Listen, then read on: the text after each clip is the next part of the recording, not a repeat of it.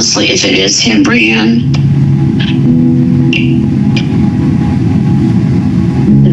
if it airs, if he were to find out about it, this would ruin my life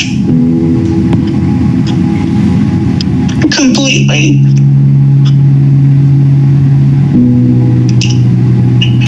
Because I would be a liar. Yeah. And it can't happen. She packed 43 years of marriage into cardboard boxes, sold the jewelry her mother gave her, withdrew cash advances she couldn't afford, and waited by the door convinced that Elon Musk, the wealthiest man on earth, was coming to take her to California. But the man she believed loved her wasn't in California at all. He was 7,000 miles away, on the other side of the world, running an operation designed to do one thing: break her financially, emotionally, and completely. This is the story of how a contest entry became a con, how daily text messages became a divorce, and how one woman's loneliness became someone else's payday. Elon treats me like a queen. Elon and I consider ourselves married already. Betsy was 63 years old, a wife, a mother, a woman who had built a life in Texas alongside the same man for over 4 decades. In 2023, over 64,000 people in the U.S. lost more than $1 billion to romance scams. And according to investigators, Betsy was about to become one of them. Her marriage to John had quieted over the years. Not broken, just quiet. The kind of relationship where two people sit on the same couch but drift into separate worlds. She scrolled her phone. He scrolled his. Words became sparse. Attention became scarce. And into that silence, a scammer saw an opening. It started the way many scams do, with something normal. A Tesla giveaway. A legitimate-looking contest online promising a brand new car and $100,000 cash. Betsy entered. She didn't win. But then something unexpected happened. She received a direct message from a profile claiming to be Elon Musk himself. "I normally don't do this," the message read, "but there was something about you that made me respond." For most people, this would trigger immediate suspicion. But scammers foster a relationship using photos of the celebrity posted online and on social media to trick the victim into thinking they are speaking with the celebrity directly, then request money from the victim. The profile looked real, the tone felt personal, and most importantly, it made her feel seen. What happened next wasn't random, it was engineered. According to reports, the messages came daily. Morning check-ins, evening goodbyes, questions about her day, her meals, her well-being. Romance scammers will go to great lengths to gain your interest and trust, showering you with compliments. This manipulation process may take months when you firmly believe you are in a relationship. Betsy described it as feeling like royalty, like someone finally cared. Her son Brian noticed the change immediately. His mother, who had always been logical, street-smart, cautious, was glued to her phone, secretive, smiling at messages no one else could see. John noticed too. His wife of 43 years was emotionally somewhere else, talking to someone else, building a future with someone else. And Elon knew exactly what he was doing. There were clues, small fractures in the illusion. Betsy never heard his voice, never saw him on video. Every request for a phone call was met with an excuse. He's too busy. Security reasons. The timing isn't right. But in romance scams, a criminal uses a fake online identity to gain a victim's affection and trust, then uses the illusion of a romantic or close relationship to manipulate and steal from the victim. Still, Betsy rationalized it. He's the richest man in the world. Of course he has to be careful. Of course he's busy. Her family tried to intervene. Brian asked the obvious question: why would Elon Musk, someone worth hundreds of billions, need anything from you? Betsy had an answer for everything. Then came the first request. It wasn't framed as begging, it was presented as an opportunity. Elon told Betsy about a private investment dashboard, something exclusive, something his employees used, a way to grow wealth by supporting his projects. small contributions, high returns. She believed it, because by then she loved him. And love, as investigators know, is the scammer's greatest weapon. The asks started small. Gift cards, razor cards from Best Buy. A few $100s here and there, sent via an app called Zangly, a platform Betsy had never used before. Scammers ask the victim to transfer money through methods that are hard to dispute, such as wire transfers, cryptocurrency, gift cards, or other digital payment methods that give the scammer immediate access to the funds. When her husband noticed the charges, Betsy defended them. This wasn't just spending, it was investing. In Elon. In their future. In the life they were going to build together. John didn't push back hard. Not yet. He just watched as the woman he married became someone he didn't recognize. The requests intensified. Cash advances on credit cards. A loan for $1,400, of which $1,300 was immediately sent to Elon. And then, the unthinkable, Betsy began selling her jewelry. Pieces her mother had given her. Heirlooms with decades of memory attached. She mailed one package to a woman in California named Connie, an address she didn't know, a person she'd never met. Reports suggest she sent approximately $10,000 to $15,000 in total, though the true number may be higher. When John confronted her, Betsy responded with something that broke him. "It's my money. Elon will replace it all."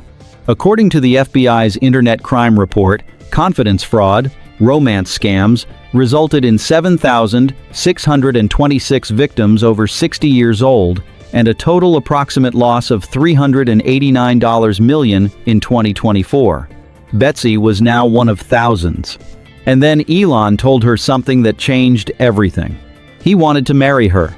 In fact, they were already married according to something they'd done online, a digital ceremony, a virtual vow.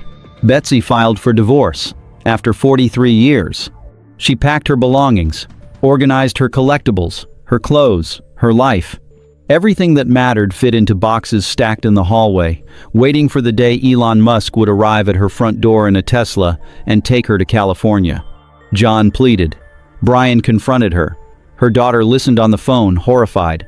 The confrontation turned physical. Betsy struck her son. She struck her husband. Police were called. She spent a night in jail. But even that didn't break the spell. Looking back, the signs were everywhere.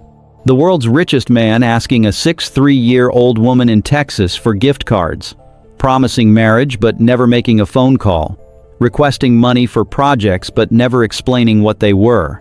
12. Elon Musk has been identified as one of the most frequently impersonated figures in deepfake-based scams in Texas. A 62-year-old healthcare worker spent more than $10,000 after seeing an advertisement that included a deepfaked video of Musk. Even the people closest to Betsy, her husband, her son, local police told her it wasn't real. But by that point, believing the scam was easier than facing the truth. While Betsy waited for Elon to arrive, a team of fraud investigators began pulling the case apart. They created an IP tracker, a fake flight booking link designed to capture the location of anyone who clicked it. Betsy sent it to Elon, telling him she was flying to California to see him. The scammer clicked 10 times. The location? Nigeria. Not California. Not a SpaceX facility. Not Tesla headquarters. Investigators traced the scammer posing as Elon Musk to IP addresses in Nigeria, the same region responsible for countless celebrity impersonation schemes worldwide. At the same time, investigators tracked Elon Musk's actual private jet. It had landed in Austin, Texas, where he was scheduled for a live Tesla shareholder meeting. The investigators had everything they needed. Now they just had to convince Betsy. When the team sat down with Betsy, they showed her the evidence. The IP tracker pointing to Nigeria. The jet tracker showing Elon in Texas. The live shareholder meeting happening at that exact moment, while Elon was texting her from his phone. They pulled up the live stream. There he was. The real Elon Musk, on stage, speaking to thousands of investors. And at the same moment, Betsy's phone buzzed. A message from Elon. He was responding to her while the real Elon Musk stood in front of cameras, hands nowhere near a phone. The investigators also uncovered the truth about Connie, the woman in California who received Betsy's cash. Scam organizations posed as wealthy young women on messaging platforms, claiming relatives worked alongside Elon Musk and offering access to lucrative SpaceX investments, embezzling funds through fabricated mobile applications. Connie wasn't Elon's assistant. She was another victim, another pawn in the operation. Betsy stared at the screen, silent. The man she loved, the man she'd divorced her husband for, didn't exist. She deleted the app, blocked the number. The illusion, finally, shattered. The scam was over. But the damage wasn't. Betsy lost more than money. She lost her marriage, her trust, her sense of self. John sat next to her throughout the reveal, calm, patient, devastated. When asked what he wanted, he admitted he didn't know. How do you rebuild after being someone's backup plan? As one victim described, "The money is okay, I lost about $90,000, which is a big chunk. However, the biggest part is to lose your heart and your soul, and that is a big part, and that takes a long time to get back." Betsy's son Brian watched his mother grapple with the truth. Not anger, just emptiness. The person she'd loved, the future she'd imagined, the messages that felt like a drug, all of it was a script, written by someone who never cared. This wasn't about intelligence. Betsy wasn't naive. She was vulnerable, and scammers are trained to find that vulnerability. Scams like these don't target intelligence. They target vulnerability. Here's what you need to know. Red flags you can't ignore. A celebrity or wealthy person contacts you first privately. They never video call, always have excuses. They ask for money in untraceable forms. Gift cards, wire transfers, cryptocurrency. They isolate you from family and friends who question the relationship. They create urgency, crises, and emotional dependence. How these scams work. Scammers have begun to use deepfake technology, and celebrity filters. Victims have reported seeing the celebrity in video calls for short periods of time. The operation is global.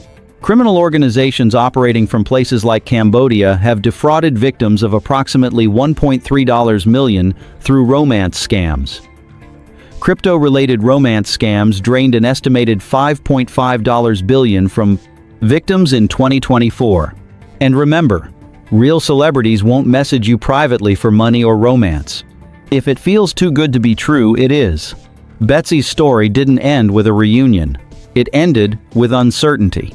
John didn't know if he could trust her again. Betsy didn't know if she could forgive herself. The boxes she'd packed sat in the hallway, reminders of a future that was never real. But she did one thing right. She listened. She looked at the evidence. And she let go. Not everyone does. Some victims, even after being shown proof, return to the scammer, because the lie felt better than the loneliness. Romance scams don't succeed because victims are foolish.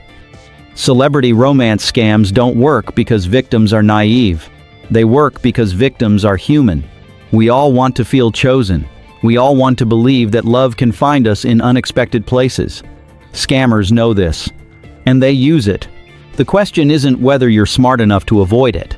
The question is, are you aware enough to recognize it before it's too late? This is what scams look like when you strip away the shame and look at the system. Not just romance, not just money, but psychology, technology, and human need weaponized. At the Scam Anatomy, we don't just tell these stories. We dissect them. We show you how they're built, how they spread, and how they're stopped. Because awareness isn't just protection, it's power. If this opened your eyes, share it. Talk about it. Because the person who needs to hear this might be someone you know. And if you've been targeted or think someone you love has, you're not alone. The scam may be over. But the recovery? That's where the real work begins.